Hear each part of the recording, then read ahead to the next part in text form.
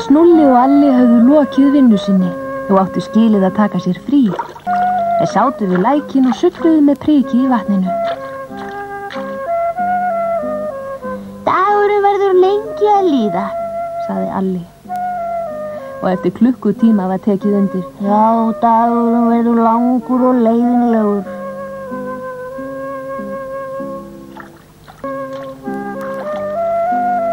Skyndilega skaust dropi upp úr vatninu og festist á grein. Jæja, sagði hann formálalaust. hér kannast ég við mig. Fyrir einni öld lagði ég mitt af mörkum til að koma af stað flóði hér. Geturðu talað? spurði Alli undrandi. Já, ekki bara talað. Hafðu aldrei heyrt ána syngja? Dropinn ætlaði að fara að syngja, en Snúlli greip fram í fyrir honum. Hver hjálpaði þér að koma af stað flóði? Nú, hinir droparnir. Hvernig haldið þið að vötnin myndist? Myndast sjórinn líka úr dropum? spurði Alli. Og hvað annaði fíflin ykkar? Snúlli gaf vini sínum olnbogaskot. Hann bara að bulla, hann hefur áreiðanlega aldrei séð sjó. Þeir eru svei mér gáfaðir, sagði dropinn. Ég hef verið í öllum heimsföðunum 7. Nú er ég á leiðinni til Svartahafsins. Vinunum leiddist ekki lengur. Dropinn sagði svo skemmtilega frá. Ég renn úr þessum læk í ásprænu sem rennur í Dóná. Þaðan held ég til heitari landa því nú er von á frosti á þessum slóðum. Dropinn hafði ekki hugmynd aldur sinn.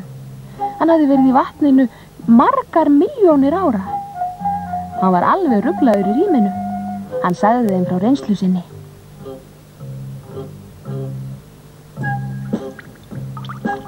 Hann sagði þeim hvernig vatnið hreinsast neðanjarðar, kemur svo aftur upp úr jörðinni og gufar upp í sólinni.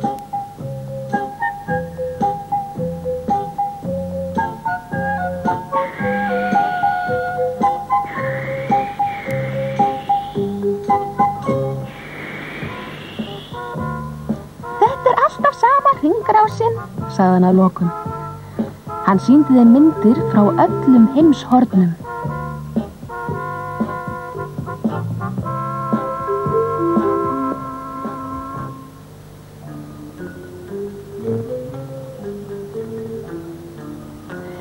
Snúlli og Alli voru agndofa af undrun.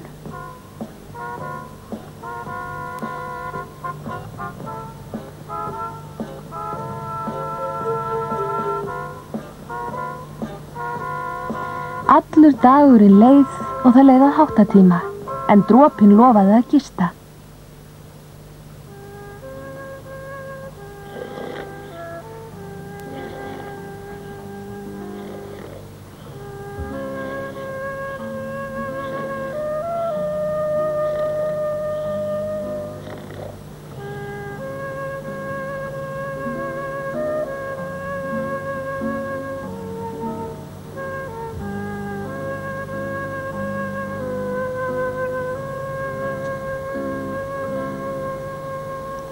En morguninn mátti dropinn ekki mæla.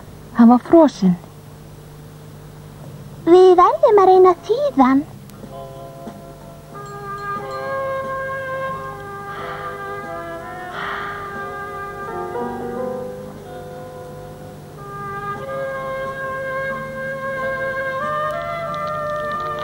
Þeir kveiktu eld, en voru svo óheppnir að missa dropann í eldinn. Æ, klaufar getum við verið. Þeir sátu dag eftir dag og sulluðu í læknum til að reyna að finna dropann sinn, en það bar engan árangur.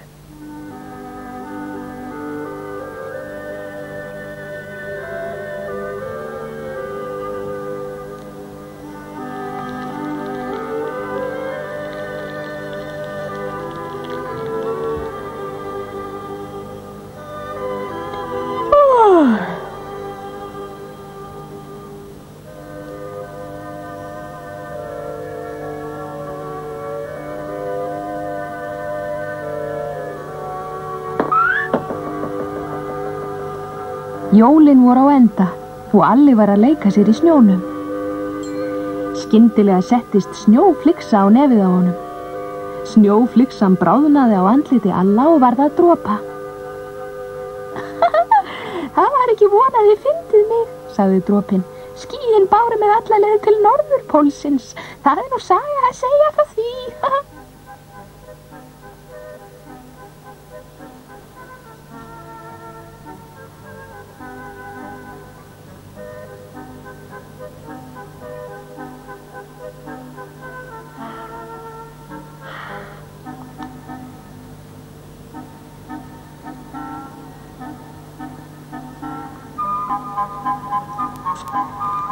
Dropinn sagði þeim sögur fram á nótt jöklana og dýralífið á norðurpólnum.